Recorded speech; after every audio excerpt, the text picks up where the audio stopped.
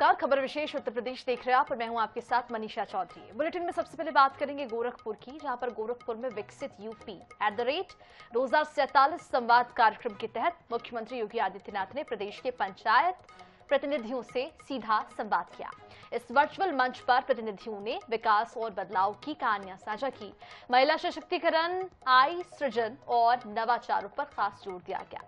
अमरोहा की आशा चंद्रा ने महिलाओं की स्ट्रॉबेरी खेती का उदाहरण पेश किया, जिसे मुख्यमंत्री ने सहारा भी। इस दौरान सीएम योगी आदित्यनाथ ने पंचायतों को आत्मनिर्भर उत्तर प्रदेश की दिशा में निर्णायक भूमिका निभाने की बात कही।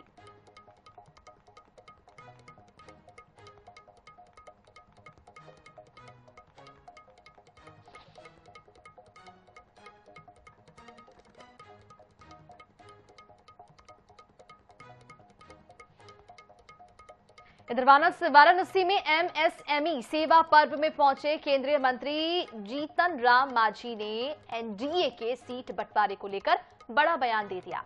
उन्होंने कहा कि बिहार में सीट बंटवारा दशहरे के बाद तय होगा। साथ ही तेजस्वी यादव पर निशाना साधते हुए मांझी ने कहा कि वो सिर्फ बातें करते हैं और जनता को गुमराह कर रहे हैं।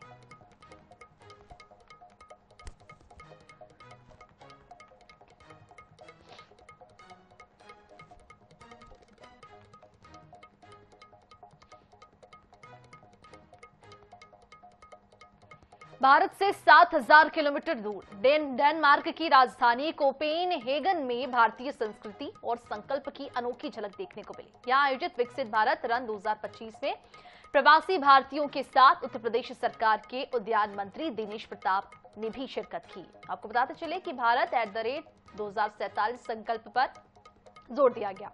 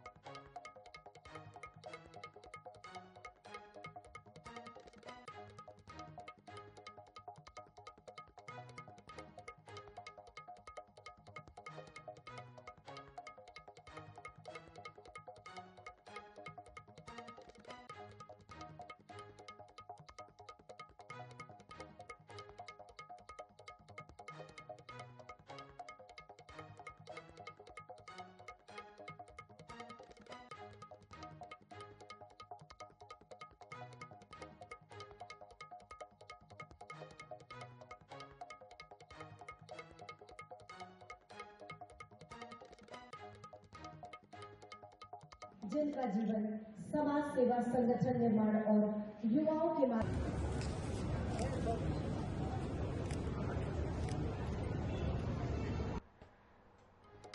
इधर उत्तर प्रदेश में मुख्यमंत्री योगी आदित्यनाथ ने मिशन शक्ति 5.0 अभियान को गति दे दी है और ये भी बताते आपको चले कि महिलाओं की सुरक्षा, सम्मान और आत्मनिर्भरता के लिए चल रहे इस अभियान के तहत वाराणसी से एक अलग और सराहनीय तस्वीर सामने आई। वाराणसी में पुलिस कमिश्नर मोहित अग्रवाल ने सभी थाने में आई महिला पुलिस कर्मचारियों, कांस्टेबल से लेकर वरिष्ठ अधिकारियों तक के साथ लंच किया। इस मौके पर महिला कर्मचारियों को उनके सराहनीय कार्यों के लिए नगद धनराशि और मोमेंटो देकर सम्मानित किया गया। सम्मान पाकर महिला पुलिस कर्मचारियों का मनोबल और भी बढ़ा और वो बेहद उत्साहित नजर आए।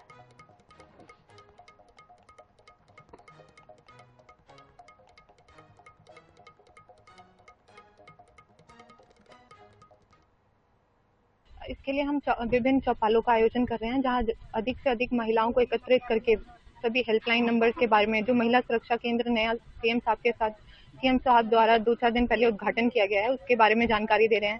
स्कूलों में जाके बच्चियों को इस मिशन के बारे में, हेल्पलाइन नंबर्स के बारे में, इन सभी चीज़ों के बारे में जानकारी दे। ये बहुत ज़्यादा हम लोगों में भी इंथुजियाज्म बढ़ता है। सर ने हमें बहुत एनकरेज किया और मतलब बहुत ज़्यादा खुशी हुई कि इतने अच्छे से उन्होंने हमें अप्रिशिएट किया और ये मौका दिया अपने साथ बैठ के खाने का।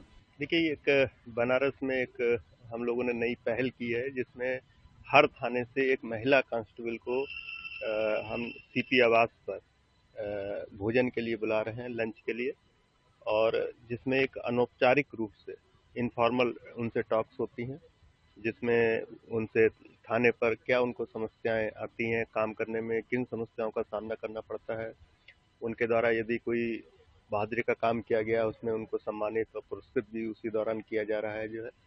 इससे एक टीम स्पिरिट बन रही है और एक जो हमारी महिला पुलिसकर्मी है उनका मनोबल बढ़ रहा है।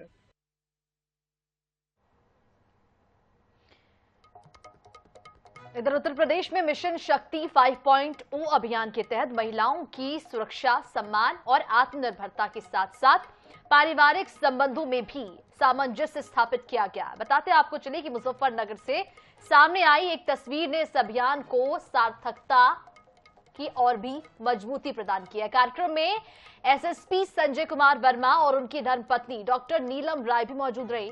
उनके सामने 21 दंपतियों ने आपसी विवाद खत्म कर साथ रहने का फैसला किया। महिला थाना प्रभारी संगीता चौधरी और उनकी टीम ने सभी पक्षों की समस्याएं सुनी और धैर्यपूर्वक समस्याओं को सुना गया।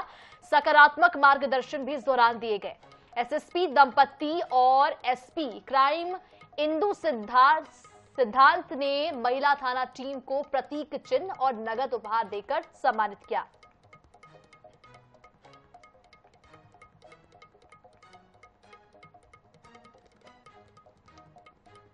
सर, अब मैं चाहूंगी तमाम चीजें की जा रही हैं और मैं समझता हूं कि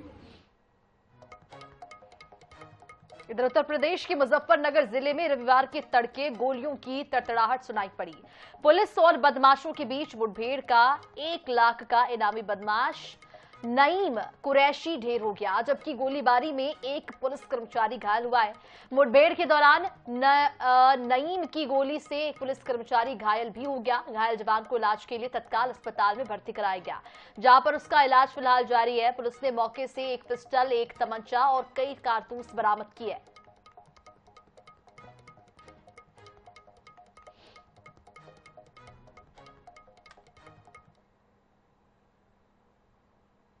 नईम कुरैशी नाम का बदमाश था। लगभग 40 साल, 38 से 40 साल इसकी उम्र बताई जाती है और इसके खिलाफ 35 मुकदमे अभी भी, और इसके अलावा मतलब अभी 35 ऑफिशियली हमारे पास अवेलेबल है इसके रिकॉर्ड जो है। 35 मुकदमे से 20 लूट है और 6 मर्डर के केस है। आप समझ सकते हैं कितना शातिर बदमाश था। पेड़ पर गोली लगी हुई है। इस प्रकार से जो है पूरी प्रक्रिया में काफ़ी जो है ये शातिर बदमाश जो है पुलिस के साथ मुठभेड़ किया, उसके बाद उसको गोली लगी। तब उसके बाद पुलिस ने आवश्यक बल लगा के उसको गिरफ्तार किया। उसके बाद इलाज के दौरान उसकी मृत्यु हो गई है। नईम कुरैशी की जो है। इधर उत्तर प्रदेश की राजधानी लखनऊ में चल रहे पोस्टर वॉर ने नया मोड़ ले लिया। अब तक बीजेपी और समाजवादी पार्टी आमने सामने थे, लेकिन अब कांग्रेस ने भी मैदान में एंट्री ले ली और ये एंट्री आई लव कॉन्स्टिट्यूशन के पोस्टर के साथ ही शुरू हुई। अब तक ये पोस्टर वॉर बीजेपी और समाजवादी पार्टी के बीच सिमटा हुआ था, लेकिन कांग्रेस ने इस पोस्टर के जरिए विपक्षी राजनीति को एक नई दिशा प्रदान कर दी। कांग्रेस के इस कदम के बाद राजनीतिक बयानबाजी और तेज होने लग गई है, क्योंकि राजधानी लखनऊ में अब पोस्टर पॉलिटिक्स सामने आया।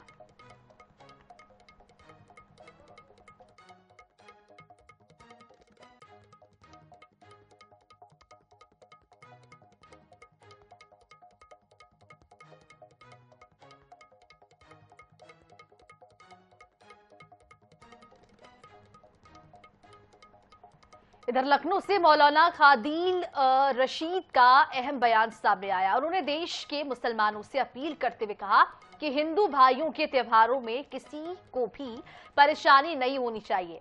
मौलाना खादिल ने देशवासियों से अपील की है और आपसी सौहार्द बनाए रखने की अपील की। उनका कहना है कि हिंदू भाइयों के त्योहार में किसी भी तरह की रुकावट या फिर परेशानी खड़ी नहीं होनी चाहिए। उन्होंने ये भी कहा कि रबी उल अव्वल के महीने में मोहब्बत और भाईचारे का संदेश दिया जाता है।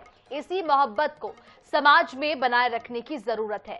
मौलाना ने नई ट्रेंड को रोकने के लिए भी बात कही है और लोगों से शांति और सद्भाव के साथ काम करने के लिए अपील की।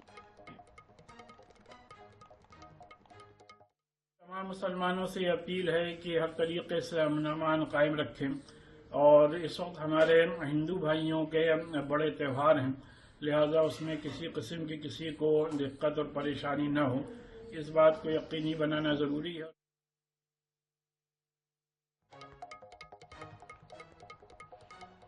और खबर बहराइच से है, जहां पर 4 मासूमों की जान लेने और 18 लोगों को घायल करने वाले आदमखोर भेड़िए का आखिरकार एनकाउंटर कर दिया गया। जी हां, बहराइच के केसरगंज क्षेत्र के मंझारा तौकली गांव में आदमखोर भेड़िए का आतंक देखा जा रहा था, जिसे अब खत्म कर दिया गया। देर रात वन विभाग की टीम ने उसे ढेर कर दिया।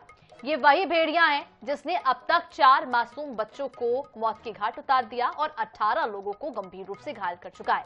मुख्यमंत्री योगी आदित्यनाथ के आदेश पर शुक्रवार को एक विशेष टीम बनाई गई थी, जिसके बाद डीएफओ राम सिंह यादव ने भेड़िए के मारे जाने की पुष्टि की है। भेड़िए के ढेर होने की खबर के बाद ग्रामीणों ने राहत की सांस ली है। गांव में अब डर का माहौल बना हुआ था, जो कि अब खत्म हो गया।